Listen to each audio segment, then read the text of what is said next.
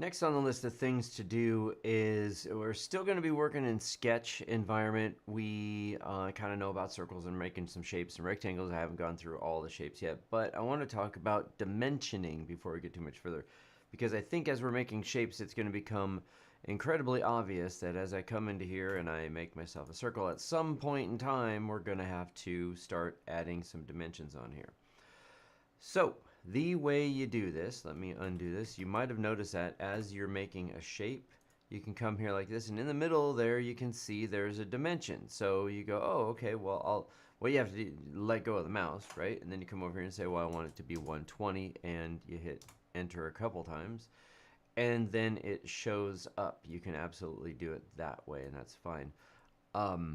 What I would prefer is that you do your dimensions potentially after the fact. Prefer, you decide as you go on. But here's my point, I guess. If I'm making a circle here and I click here, I go like this.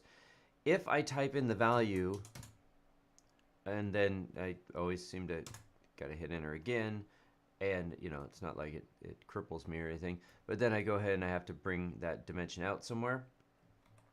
Still fine, I guess, right? So then you come here, you go make a circle, you click.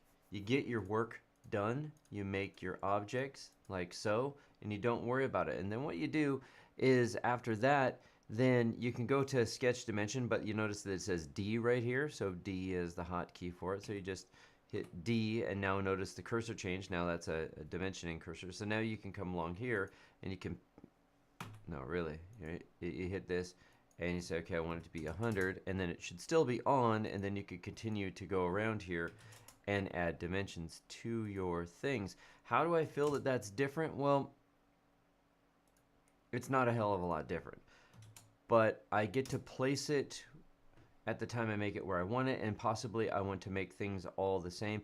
Maybe it's just simply like motions make things go faster, I guess, right? So kind of you decide, but ultimately the end goal of having some dimensions out here, you really want to have these things out and visible. Don't leave your dimensions like that. That's bad, dumb. So take them, move them out somewhere where you can see them. However it seems to make sense. I typically try to keep everything, you know, separated from each other. They don't all have to go the same way, but don't have your dimensions, mashed all in each other somewhere. Whoops, like that, right? So having said that, we'll go ahead and select everything, get rid of all this stuff. We'll do it again. So that was how you could dimension a circle.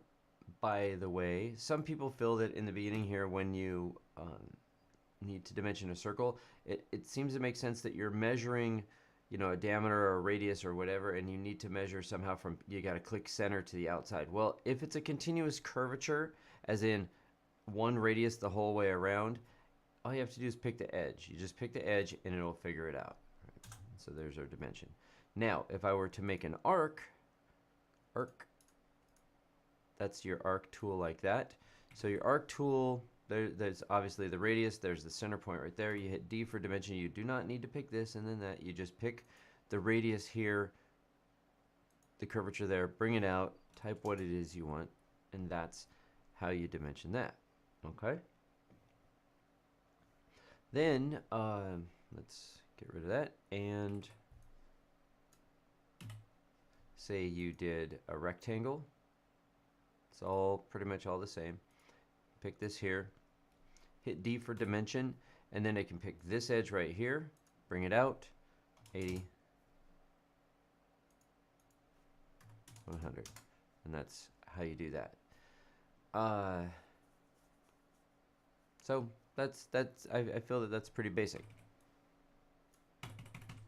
Boy. Then say we make a bit more. It doesn't really matter here. A bit more complicated shape. Hit D for dimension, and you could, I don't know why it does that sometimes, but you bring this out, and now I'm going to measure the length of this line. Once you have an object that is, well, if it's vertical, you pretty much only get almost, one way you could measure this. But if it's got a little bit of an angle to it, it will let you measure the length of the line. And then watch, if I move it out a little bit more, see how I just sort of changed my orientation a little bit? Now I'm measuring the vertical height of the endpoints.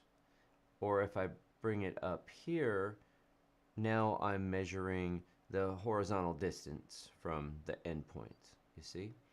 So as things get a little bit, like if you have just a real subtle angle there, it can be very tricky. You see, like between here and here, you might click the wrong thing. So what do you want to do with this object? Well, you really got to think about, your end goal product. Do you want to measure this line, or do you want to measure the height? Also, if it's something that people are hand manufacturing, are they going to measure this line, or is it easier to set it on a table and measure the top height of that point? If that maybe is the case, then and in your measurement maybe doesn't need to be critical, maybe measure this way. So maybe it's 100. Anyways, different ways that you could measure this. And so then the same thing goes for up here. Length, see, it's kind of tricky. You just got to get it in the right spot, wiggle around a little bit. Now, you want to bring your lines out here where you can see them, but you'll find that you can't get it to go this direction like this and bring it out. So what you got to do is get it in here. You have to make the measurement and then grab it. You can still grab it while you have the dimensioning tool in your hand, and if you double click it, then you could edit it as well. Okay. Now the next part here, well, is so down here again, straight line. So there's no real changing that. It's just a measurement there. Single orientation, I guess, right? But now say these ones here, I don't want to measure them. Well, maybe ultimately I want to measure them by length, but I want to put an angle on this, and that's as easy as just picking two objects. So you pick this one, you pick that one, and it will automatically shift into an angle mode, you see? And I get all four sectors, as in this is 147-ish degrees here. I can get 32 here. I can get the other side and this one over here. So place it wherever it makes sense. Also, again, if it's something that manufacturing is checking and they're going to be using somehow your original model for checking, you could put it here like this, but that might be a hard dimension for them to measure. So then maybe you put it in here because that's where they can put their, protractor or their whatever, right? Typically, you might be making, let's see, you're making a square like this, right? And you have another square inside here, and I might need to measure a distance rather than an overall diameter. Maybe it makes better sense, length, like say I could measure the length of this and the length of this, and I would get, all lengths, and I would get the job done. But again, maybe it's, this is going to be a square tubing, and what people want to know is the wall thickness. So it's going to be better for you to dimension it in this way rather than just lengths of lines. So you come here and you make these, like maybe it's a 2mm wall thickness, and then you go from here to here, and so on and so forth. So you just go around here until you get all of your dimensions. Okay. And then after that, then if you want, then you could then make the height of the whole thing, or I mean, you could measure the lengths of the sides out there. So if I were to extrude this up now, I'll get, if I pick the inside here, I'll get a square tubing, a square tube with a 2mm wall thickness. Fine, okay. So, let's do it a little bit differently and show you what happens if you didn't do something completely correctly. So say I made a rectangle. When you make a rectangle, it automatically creates a few extra constraints, and this is something I'm going to talk about in the next constraint video. And I think I kind of want to use CATIA lingo to differentiate these. This that I'm doing right now with the numbers is dimensions. It's dimensional constraints, as in it's a number, 45, 55, 65, or a degree or something like that. But then we have these other things CATIA calls geometrical constraints, and these are all these other things that are kind of like little quick locks. Like for example, this line isn't any, visibly at least, angular degree from horizontal. It's just got a constraint on it right here that kind of looks like a little comb or something that says that it is horizontal. And it looks the same. It's the same icon going up like this, and over here it says it's vertical. So I'm going to talk about that later. What I want to show first, though, it kind of touches on that, is let's say I made a box like so, and I need to do the same thing. For some reason, I didn't make a rectangle inside here, and I need to make these, I need to make that same 2mm wall thickness, right? And I'll even make this pretty close here, I'll say, right? So I hit dimension, and I come over here, I pick this, and I pick this, and I bring it out, and I click this, and I say, oh yeah, that seems good enough for a wall thickness, or maybe 2 or something, right? And you hit OK, and you look at it, and you're like, that doesn't look right. What happened here? And it's such a small, it's an angular measurement, as you can see, but it was so small, it shot the end of it out way the hell out there. So what you need to do is straighten these things up, and in other programs you could click these two, and then you could right click, and you would have an ability to choose kind of like a distance rather than an angle, and it would automatically parallel them. But as of yet, I don't see any way with Fusion to do that. So what you have to do first is you have to either, if this one is vertical, I could go ahead and make this one vertical, like so. Now when I do a dimension, it comes out like a regular number. I could say the wall thickness is 10. Or let's say for some reason this one here is not actually vertical. I can delete that constraint right there and say that it's tilted a little bit.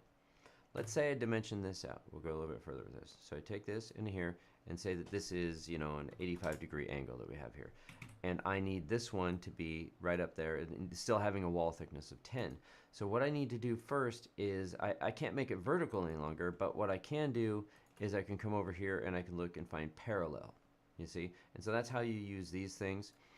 That'll then make it parallel, so then I can hit a dimension, and when I bring it out, it won't be an angular measurement, it will be a distance. And so then I can go ahead and make that 10.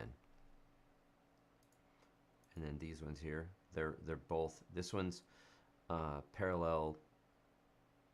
Oh, didn't talk about that, but that one got made parallel because it matched up with the other one. It was an automatic constraint.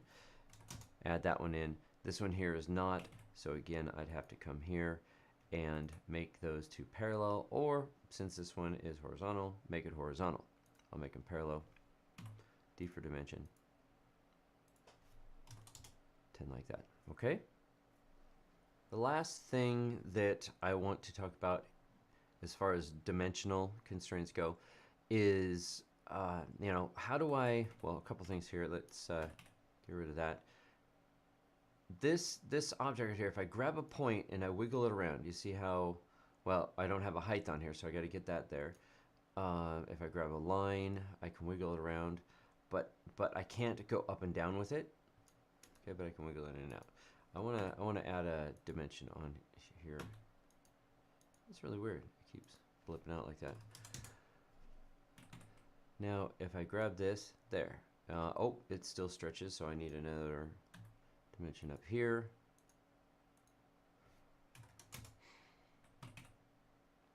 And now when I grab this, it moves all over the place, but it doesn't distort, you see? This is really important. The two things here. The way I'm trying to figure out that it's stable, and the fact that it's stable to itself but not locked in space. So these are the two things I want to address. You have an object here that can be moved. We want, as far as rules go, this is a really big rule, but again, you can do whatever you want. Your sketches need to be locked entirely, fully constrained. And I would say that this object right over here, this constraint here, fix and unfix, do not use this constraint. Okay, that would be the rule. There's always exceptions. Don't use it. You want things measured the way you want them measured. You don't want a quick easy button to just lock things in space. There are maybe some instances. Very rarely would I ever use this. So I'm moving it around. It looks to me like I have enough constraints, but it still moves.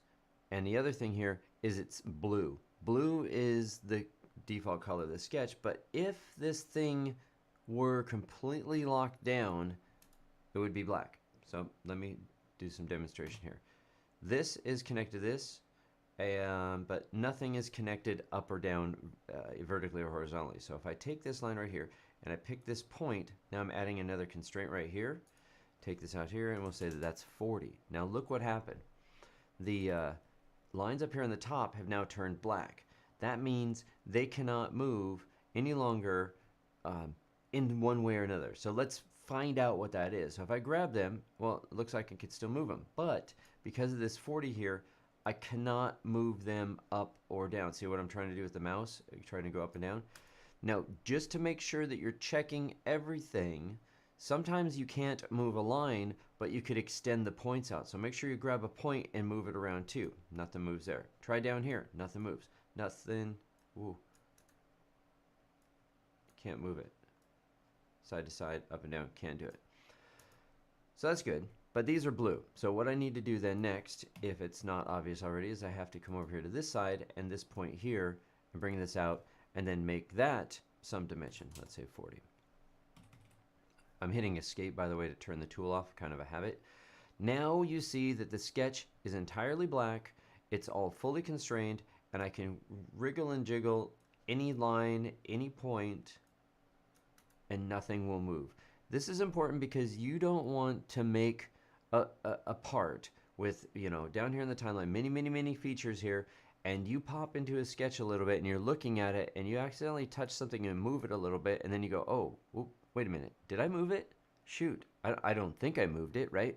And then you exit out and find out maybe even you moved it so subtly that you didn't even notice it after you exit out a sketch.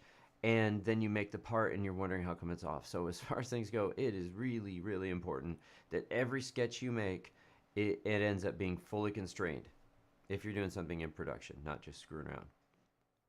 So we'll go ahead and wrap it up here. Just remember, as you're creating your different dimensional constraints, be mindful of what the end goal is, I guess, and the different ways that you can constrain it, and if any one of these matters more than another. So again, thinking about the design theory and how you're going to be editing this probably in the future. All right. So the next video you might want to watch right after this is going to be the other constraints, the ones that I've been calling geometrical constraints. They're the ones like parallels and concentrics and coincidences. So that's coming up next.